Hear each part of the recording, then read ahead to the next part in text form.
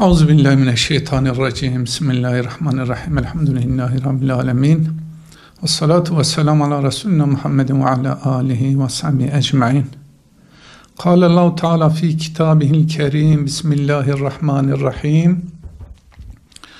Ve la takrabuz zina innehu kâne fâhişeten ve sâ'e sebîlâ. Sadakallahul azim. Öncelikle Allah Celle Celal toplumumuzu böyle fuhşiyatlardan korusun. Bu ayeti açıklamanın nedeni ise şu şekilde Allah Celle Celal bize ifade ediyor. Şimdi topluma baktığımız zaman veya toplumla ayeti karşılaştırdığımız zaman Allah Celle Celal ve la takrabuz zina diğer bölümüne girmeden sadece Allah Celle Celal zinaya yaklaşmayın. Bizim toplumumuzda şu an algımız neyi oluşturuyor? Gerçekten insan ilişkide bulunduğu zaman zinayı sayıyor. Lakin Allah Celle Celal burada diyor ki zinaya yaklaşmayın. Bu tür şeylere yaklaşıldığı zaman bu bütün günahların zeminini hazırlamaya vesile oluyorsun. İnsan toplumu bir kadına ne kadar yaklaşıldığı zaman, ne kadar baktığında o heyecan oluşuyor, o şehvet oluşuyor. Toplumun şehveti oluşması ise bu zaten başlı başına bir felakettir. Bunların önü eğer kesilmediği zaman insanların bu tür şeylerden kurtulması mümkün değil. Neden? Kur'an-ı Kerim insan oğluna niçin nazil olduğunun bilincinde olması gerekiyor. Bugün insan oğlu ne kadar Kur'an'dan uzaklaştığını görüyoruz. Ve bunun yanında ne kadar sıkıntıların da oluştuğunu görüyoruz. Bu nedir? Eğer insan Kur'an'la iç içe yaşamadığı zaman bunları her zaman göz önünde tutması lazım.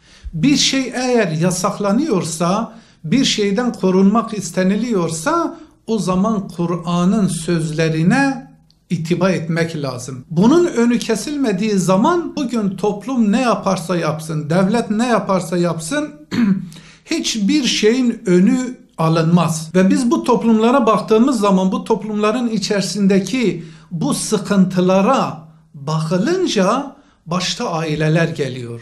Aileler eğer bu ahlakı kendi çocuklarına, kendi fertlerine vermese hiçbir aile iflah olmaz. Bunun yanında devlet de aynı şekilde eğer devlet de bu konuya el atılmasa, buna karşı bir önlem alınmasa bu konudaki hiçbir yönüyle iflah olunmaz. Neden? Çünkü Allah Celle Celal bugün bu Kur'an'ı eğer bize göndermişse insanlığın selamet içerisinde yaşamaları içindir. Peygamberimiz sallallahu aleyhi ve sellem bir hadis-i şeriflerinde buyuruyor ki bir kadının ve bir erkeğin bir araya gelmesi şeytanın zehirli okları onlara saptanmaktadır. O açıdan bu sıkıntılardan korunmak için, kurtulmak için bunları daima ölçülü bir şekilde tutmamız gerekiyor. Peygamberimiz sallallahu aleyhi ve sellem buyuruyor, diyor bir düğünün, bir evliliğin en güzel yönü, en hayırlı yönü, en az masrafı olandır. Şimdi buna dikkat ettiğimiz zaman gerçekten Peygamberimiz sallallahu aleyhi ve sellem her konuda yani insan toplum için ne gerekiyorsa onu söylemiş, onu uygulamış. Bu ne demek isteniliyor? Toplumun önü açılınca neyle açılacak? Herhangi bir yük hafiflendiği zaman herkes kaldırabiliyor. Bugün özellikle gençlerden sorduğumuz zaman hani neden evlenemiyorsunuz sorulunca yani gençlerin aldığımız cevap yani altınlara bakıldığında bir sürü para tutuluyor. Büyük bir masraf.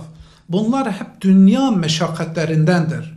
Fakat insanoğlu eğer huzuru arıyorsa en güzeli Peygamberimiz sallallahu aleyhi ve sellem tavsiye ettiği gibi en az masrafı ne ise ona göre yoğunlaşıp bunun üzerinde çalışmamız gerekiyor ki gençlerimiz evlenebilsinler.